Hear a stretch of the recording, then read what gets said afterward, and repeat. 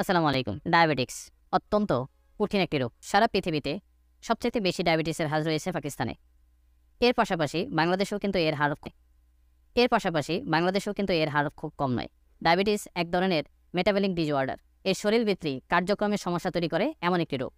এই ক্ষেত্রে শরীরের অগ্নাশয়ের মাধ্যমে পর্যাপ্ত ইনসুলিন যেটি উৎপন্ন করতে হয় তা যদি ব্যবহার করতে না পারে, অর্থাৎ সঠিক পর্যায়ে উৎপাদন না হয় বা সেটি একেবারেই নষ্ট হয়ে যায়, সেই ক্ষেত্রে যে রোগটি আইডেন্টিফাই করা হয় সেটিকে বলা হয় ডায়াবেটিক্স। এবং এই রোগটি কোনো কোনো খাবার যেগুলো আছে, যেগুলো আমাদের শরীরে গ্রহণ করা উচিত, শর্করা ভেঙে দিয়ে চিনিতে রূপান্তরিত করে, এইগুলোর উপর দিয়ে হয়ে থাকে। আজকে আলোচনা করব এই ডায়াবেটিস বিষয়টি নিয়ে।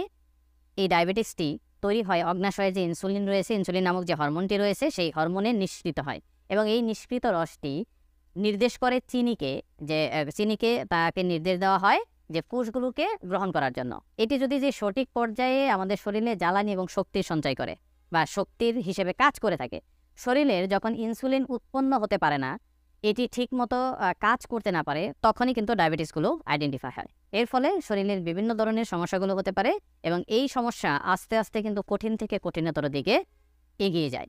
এবং এই ডায়াবেটিসের আস্তে আস্তে বিভিন্ন ধরনের রোগ হয়, যেমন রক্তনালী ধ্বংস হয়ে যায়, পা পচে যায়, তারপর হচ্ছে স্নায়ুতন্ত্রের সমস্যা হয়, স্ট্রোক হয়, মৃত্যু ঝুঁকি থাকে। এরকম বড় বড় যে রোগগুলো রয়েছে সেই রোগগুলো কিন্তু এই ডায়াবেটিস থেকেই আস্তে আস্তে হতে থাকে। ডায়াবেটিসের ধরনগুলো নিয়ে একটু আলোচনা করব। মূলত ডায়াবেটিস 4 ধরনের: টাইপ 1, টাইপ 2 এবং গেস্টেশনাল ও অন্যান্য। এই 4 প্রকারের প্রথম যে প্রকারটি রয়েছে সেটি হচ্ছে টাইপ 1 ডায়াবেটিক্স। টাইপ 1 ডায়াবেটিক্স আক্রান্ত ব্যক্তিদের সব ইনসুলিন নষ্ট হয়ে যায়। তাদের যদি আলাদাভাবে ইনসুলিন না দেওয়া হয় তাহলে তারা মারা যেতে পারে। প্রায় 5 থেকে 10% মানুষ রয়েছে যারা টাইপ 1 ডায়াবেটিসে আক্রান্ত। এরপর যেটি রয়েছে সেটি হচ্ছে টাইপ 2 ডায়াবেটিক্স, যাদের শরীরে ইনসুলিন আছে কিন্তু সেটা প্রপারভাবে কাজ করে না, অর্থাৎ সঠিকভাবে অল্প অল্প হচ্ছে, বা যে খাবারই খায় না কেন সেগুলো গ্লুকোজ হিসেবে শরীরে জমে যাচ্ছে।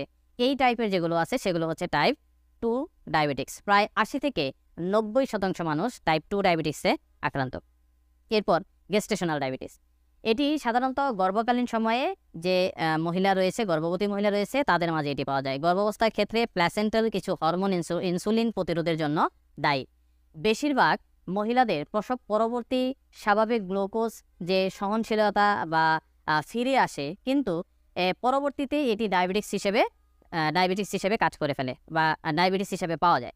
এই ঝুঁকি প্রায় 20 থেকে 30 থেকে 60% হয়ে থাকে। প্রায় 2 থেকে 5% মানুষ এই ডায়াবেটিক্সে আক্রান্ত হয়। অন্যান্য টাইপ ডায়াবেটিসগুলোর ভিতরে শর্করা কোনো বৃদ্ধি পায় না, অর্থাৎ এটি হলে প্রচণ্ড তৃষ্ণার অনুভূতি হয়। অ্যান্টিডায়াবেটিক যেটি হরমোন রয়েছে সেটির অস্বাভাবিকত্ব, অর্থাৎ অতিরিক্ত প্রস্রাব তৈরি হয়ে যায়। তারপরে অ্যান্টিডায়াবেটিক হরমোন যেটি রয়েছে সেটির অস্বাভাবিকতা, অর্থাৎ নিঃসরণ কমে যাওয়া। এই ধরনের যে সমস্যাগুলো রয়েছে সেগুলো হচ্ছে অন্যান্য টাইপ ডায়াবেটিসগুলোর ভিতরে পড়ে। আজকের মতো এখানেই শেষ করছি। আমরা আগামী ভিডিওতে থাকবেন। আমাদের চ্যানেলটি যেহেতু স্বাস্থ্য বিষয়ক এবং এই চ্যানেলের সব ধরনের স্বাস্থ্য বিষয়ক ভিডিও আমরা আপলোড করে থাকি। আপনাদের কোনো জিজ্ঞাসা থাকলে আপনাদের কমেন্ট বক্সে জিজ্ঞেস করতে পারেন। আর আমাদের চ্যানেলটি অবশ্যই সাবস্ক্রাইব করে রাখবেন, পাশে থাকা বেল আইকনটি বাজিয়ে দেবেন যাতে পরবর্তী কোনো ভিডিও আসার সাথে সাথে আপনার কাছে পৌঁছে যায়। ভালো থাকবেন, সুস্থ থাকবেন। আসসালামু আলাইকুম।